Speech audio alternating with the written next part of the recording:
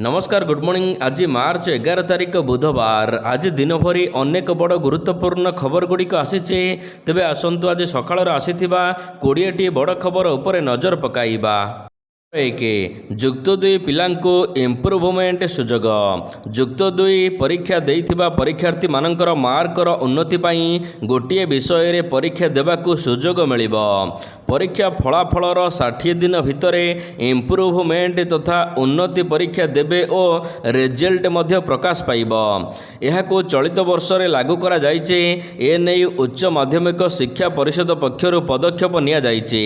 सीएचएससी अधिकारी कहवा कथा परिषदर एक बैठक रे एही निष्पत्ति निया जाइछे। नंबर 2 ओडिशा रे दादन श्रमिक वृद्धि। राज्य रे बढ़ुचे दादन श्रमिकों संख्या। राज्य बाहर को जाई काम करुथिबा ओडिया मानकर संख्या वृद्धि पाइबारे लागिचे। गोटे वर्ष रे एही संख्या 22,000 पर्यंत बढ़ीचे।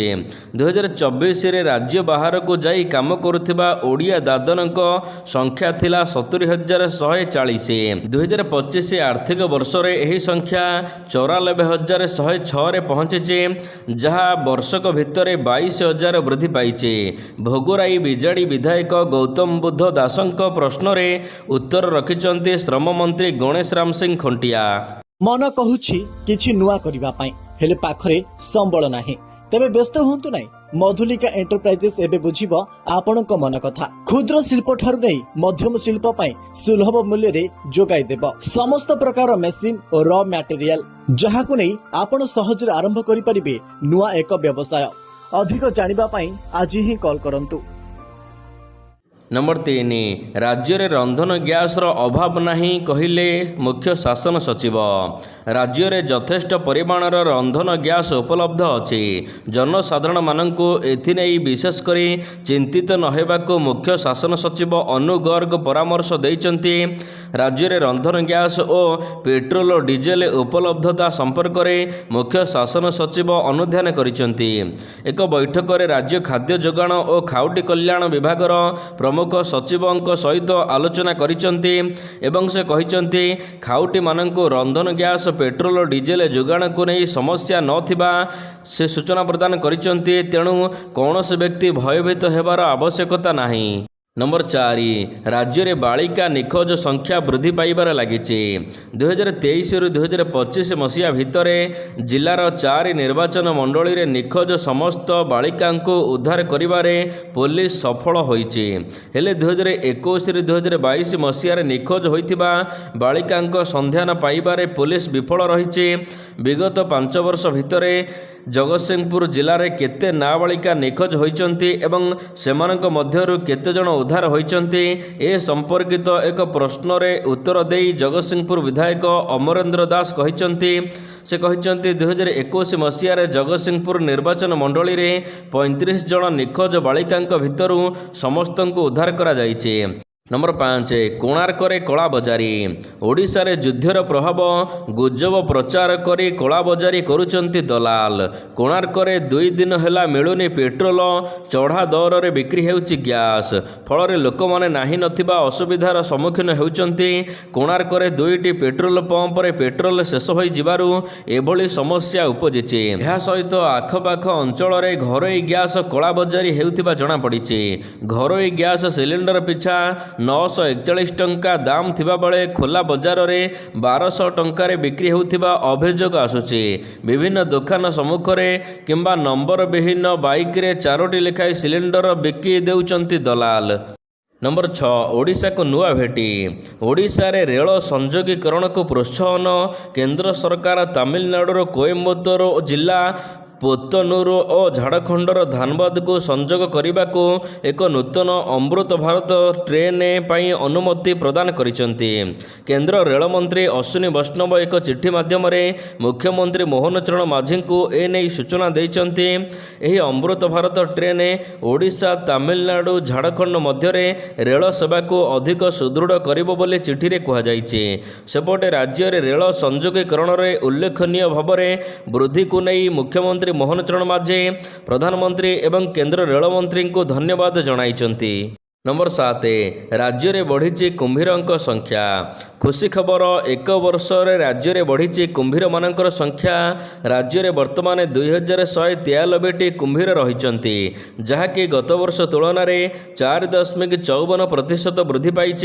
विधानसभा एने उत्तर रखिंट जंगल और परिवेश मंत्री। नंबर 8 भित्तिभूमि निर्माण रे आगरे आंध्र जनसंख्या और क्षेत्रफल रे ओडिशा आंध्र प्राय समान। ओडिशार जनसंख्या 46.45 नियुत एवं आंध्रर जनसंख्या 53.26 नियुत। सेहीपरि क्षेत्रफल रे दुई पड़ोशी राज्य आंध्र यथाक्रमे 1.56 लाख वर्ग किलोमीटर यह सहित 1.63 वर्ग किलोमीटर ओडिशा। किंतु विद्युत भित्तिभूमि निर्माण क्षेत्र ओडिशा आंध्र तुलन में 2 गुण अधिक। एथिपाई आंध्रर विद्युत उपभोक्ता संख्या और मुंडपिछा विद्युत व्यवहार ओडिशा तुलन में 2 गुण अधिक। मुंडपिछा आय क्षेत्र में ओडिशा मात्र 1.83 लाख टंका थिबा बेले आंध्र में 2.69 लाख टंका। नंबर 9 एसीबी नुआ कोठा काम केबे सरिब केबे शेष हेब कटक बड़ मेडिकल नूतन कोठा निर्माण कार्य अवधि सरीथिले हे कार्य शेष हेबा ना नेउ नाही। पूर्व सरकारंक समय रे आरंभ होइथिबा एही कार्य आगेई पारु नाही। 2022 जनवरी रे आरंभ होइथिबा कटक बड़ मेडिकल नूतन कोठा निर्माण कार्य बड़ मेडिकल को विश्वस्तरीय करबाकू तत्कालीन सरकार 4400 कोटी टंका व्यय बराद करथिले। यह सहित हस्पिटाल 4टी कोठा सहित अतिरिक्त 3टी कोठा निर्माण करा जाइथिला। डाक्तर कर्मचारी क्वार्टर्स मध्य रही। तेबे 2024 जनवरी रे आवासिक कोठा 2024 जुलाई रे डाक्तरखानार नूतन कोठा कार्य शेष हेबाकू समय धार्य होइथिला। किंतु 2026 सेप्टेम्बर पर्यंत समय एबे पुणी थरे दिया जाइछि। नंबर 10 पानीय जल जोगाण को नहीं गृह रे हंगामा विधानसभा बजट अधिवेशन द्वितीय पर्याय चली। पानीय जल जोगाण को नहीं गृह रे हंगामा होइचे। मुहांमुही होइचंती सरकार विरोधी सरकारंकर विफलता को प्रमाणित करिछि मंत्रींक उत्तर। एभली अभियोग करिचंती कांग्रेस विधायक दल नेता रामचंद्र काडमा। मंत्री निजे जहा कहिथिले ताहाको रक्षा करि नाहंती बोली विरोधी अभियोग करिचंती। सरकार पानीय जल जोगाइबारे विफल होइथिबा बेले एहाकु नेई प्रश्नकाल रे शासक विरोधी हंगामा करिचंती। नंबर 11 अनिश्चितता भितरे संबलपुर महानगर निगम निर्वाचन अनिश्चिततार संबलपुर महानगर निगम निर्वाचन रही। केबे निर्वाचन हेब ताकू संबलपुरवासी अपेक्षा करिथिबा बेले तारीख पर तारीख गडुची हेले प्रकाश पाउनी विज्ञप्ति जहाकू नहीं सहरवासींक मध्यरे असंतोष बढ़िबारे लागिछि। गृह और नगर उन्नयन विभागर चिठी अनुसार वार्ड पुनर्गठन संरक्षण तालिका विभाग को पठाई सारिछि संबलपुर जिला प्रशासन। फेब्रुआरी 21 तारीख रे संबलपुर महानगर निगमर वार्ड संरक्षण एवं पुनर्गठन को नहीं चिठी विज्ञप्ति प्रकाश पाइबा कथा किंतु यार भितर 2 सप्ताह बीतिलाणी प्रकाश पाउनी विज्ञप्ति जहाकू नहीं असंतोष संबलपुरवासी। नंबर 12 न्याय संहिता कार्यकारी रे ओडिशा पछरे भारतीय न्याय संहिता कार्यकारिता क्षेत्र में ओडिशा अन्य राज्य मानक ठारू पछरे पड़िछि। 2024 जुलाई पहिलारू एही नुआ आईन सारा देश में लागू होइथिबा बेले एहार सफल रूपायन क्षेत्र में ओडिशार स्थान तलकू तलकू खसिबार लागिछि।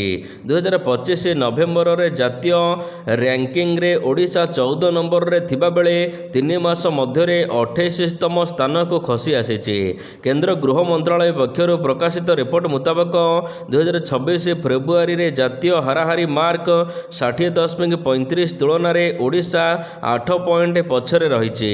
आगरे गोवा आसाम बिहार यूपी भली राज्य शीर्ष रे थिबा बेले ओडिशा 3 मासरे 14तम स्थान को खसिछि।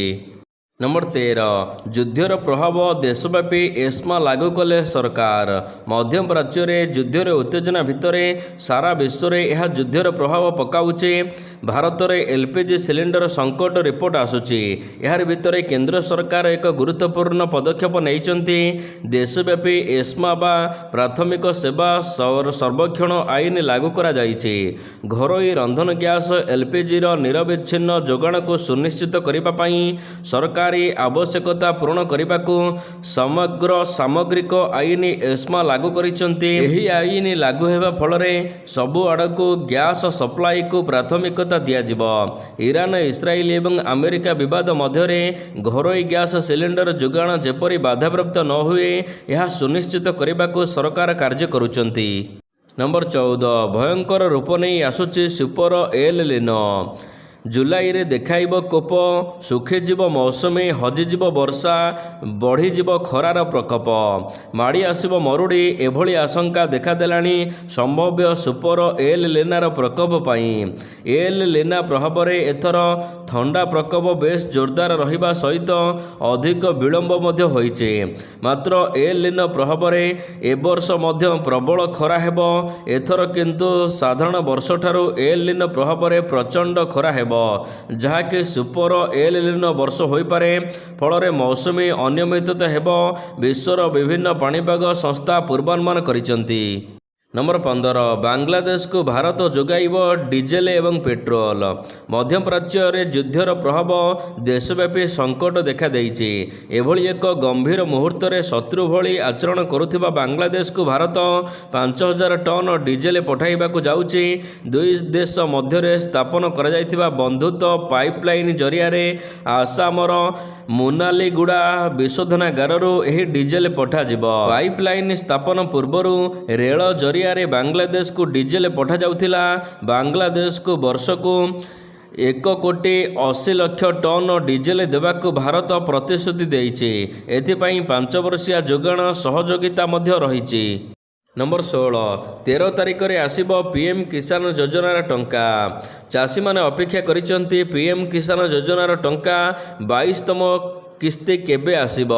ତେବେ ଏବେ ଏକ ବଡ଼ ଖବର ଆସିଛି କି ପ୍ରଧାନମନ୍ତ୍ରୀ ନରେନ୍ଦ୍ର ମୋଦି ଗୁଆହାଟୀରେ ଆୟୋଜିତ ଏକ କାର୍ଯ୍ୟକ୍ରମରେ 13 ତାରିଖ ଦିନ ଯୋଗଦେବେ। ଆଉ ଏଠାରୁ ଦେଶବାସୀଙ୍କ ଆକାଉଣ୍ଟକୁ ଟଙ୍କା ପଠାଇବେ। ଦେଶର ସମସ୍ତ ଚାଷୀଙ୍କ ଆକାଉଣ୍ଟକୁ 2000 ଟଙ୍କା ସିଧାସଳଖ ଜମା ହେବ। ଉଲ୍ଲେଖଯୋଗ୍ୟ ଯେ ନଭେମ୍ବର 19 ତାରିଖରେ ପ୍ରଧାନମନ୍ତ୍ରୀ ନରେନ୍ଦ୍ର ମୋଦି ତାମିଲନାଡୁର କୋଏମ୍ବାଟୁରରେ ଉତ୍ସବରେ ଯୋଗଦେଇ ଚାଷୀମାନଙ୍କ ଆକାଉଣ୍ଟକୁ ଟଙ୍କା ପଠାଇଥିଲେ 21ତମ କିସ୍ତି। ଆଉ ଏବେ 22ତମ କିସ୍ତି ମିଳିବାକୁ ଯାଉଛି 13 ତାରିଖରେ। ନମ୍ବର 17 କୋଭିଡ୍ ଟିକାର କ୍ଷତିପୂରଣ ଦିଆଯିବ। କୋଭିଡ୍ ଟିକାର ପାର୍ଶ୍ୱ ପ୍ରତିକ୍ରିୟା ଯୋଗୁଁ ମୃତ୍ୟୁବରଣ କରିଥିବା ଲୋକଙ୍କ ପରିବାର ପାଇଁ ଏକ ଦୋଷହୀନ କ୍ଷତିପୂରଣ ନୀତି ପ୍ରସ୍ତୁତ କରିବାକୁ ସୁପ୍ରିମକୋର୍ଟ କେନ୍ଦ୍ର ସରକାରଙ୍କୁ ନିର୍ଦ୍ଦେଶ ଦେଇଛନ୍ତି, ଯାହାଦ୍ୱାରା ପ୍ରଭାବିତ ପରିବାରକୁ ଆଶ୍ୱସ୍ତି ମିଳିବ। କୋଭିଡ୍-19 ସମୟରେ ଟିକାକରଣ ଏକ ସୁରକ୍ଷା କବଚ ଥିଲା, କିନ୍ତୁ ଅନେକ ପରିବାର ଏଥିରେ ଗଭୀର ଭାବରେ କ୍ଷତି ପାଇଛନ୍ତି। ବହୁଦିନ ଧରି ଟିକାର ପାର୍ଶ୍ୱ ପ୍ରତିକ୍ରିୟା ଏବଂ ଏହା ଫଳରେ ମୃତ୍ୟୁ ସମ୍ପର୍କରେ ଆଇନଗତ ମାମଲାରେ ଏକ ବିବୃତ୍ତି ଦେଇଛନ୍ତି ସୁପ୍ରିମକୋର୍ଟ। କହିଛନ୍ତି କ୍ଷତିପୂରଣ ଦିଆଯିବ ବୋଲି ସୁପ୍ରିମକୋର୍ଟ ସିଧା ସରକାରଙ୍କୁ ଶୁଣାଇଛନ୍ତି। ନମ୍ବର 18 ଅଶ୍ରୁଦୀପଙ୍କର କଟିବ ମ୍ୟାଚ୍ ଫି। ଆଇସିସି ଆଚରଣ ବିଧି ଉଲ୍ଲଂଘନ ମାମଲାରେ ଭାରତୀୟ ବୋଲର ଅଶ୍ରୁଦୀପ ସିଂଙ୍କ ଉପରେ ଦଣ୍ଡାଦେଶ ଶୁଣାଇଛନ୍ତି ଆଇସିସି। ସେ ନିଜ ମ୍ୟାଚ୍ ଉପରେ ପାଉଣାର 15% ହରାଇବେ। ଏହା ସହିତ ତାଙ୍କ ଶୃଙ୍ଖଳାଗତ ରେକର୍ଡରେ ଗୋଟିଏ ଡିମେରିଟେଡ୍ ପଏଣ୍ଟ ଯୋଗ କରାଯାଇଛି। ଗତ 8 ତାରିଖରେ ଅନୁଷ୍ଠିତ ଟି20 ବିଶ୍ୱକପ୍ ଫାଇନାଲରେ 11ତମ ଓଭରରେ ନ୍ୟୁଜିଲାଣ୍ଡ ବ୍ୟାଟରଙ୍କ ଉପରକୁ ଅଶ୍ରୁଦୀପ ବଲ୍ ଫିଙ୍ଗିଥିଲେ। ନମ୍ବର 19 ଭାରତୀୟ ଦଳକୁ 131 କୋଟି ଟଙ୍କା ଦେବ ବିସିସିଆଇ। ଟି20 ବିଶ୍ୱକପର ବିଜୟ ପରେ ଭାରତୀୟ ଦଳକୁ ପୁରସ୍କାର କରିବ ବିସିସିଆଇ। ଦଳକୁ ମୋଟ 131 କୋଟି ଟଙ୍କାର ଆର୍ଥିକ ପୁରସ୍କାର ପ୍ରଦାନ କରାଯିବ। ଏହି ରାଶିକୁ ଭାରତୀୟ ଦଳ, ପ୍ରଶିକ୍ଷଣ ଦଳ, ସହାୟକ କର୍ମଚାରୀଙ୍କ ମଧ୍ୟରେ ବଣ୍ଟନ କରାଯିବ, ଯାହା ଏପର୍ଯ୍ୟନ୍ତ ବୋର୍ଡ ପକ୍ଷରୁ ପ୍ରଦାନ କରାଯାଇଥିବା ସର୍ବାଧିକ ପୁରସ୍କାର ବୋଲି କୁହାଯାଉଛି। 2024 ଟି20 ବିଶ୍ୱକପ୍ ବିଜୟ ପରେ 125 କୋଟି ଟଙ୍କାର ପୁରସ୍କାର ଦିଆଯାଇଥିଲା।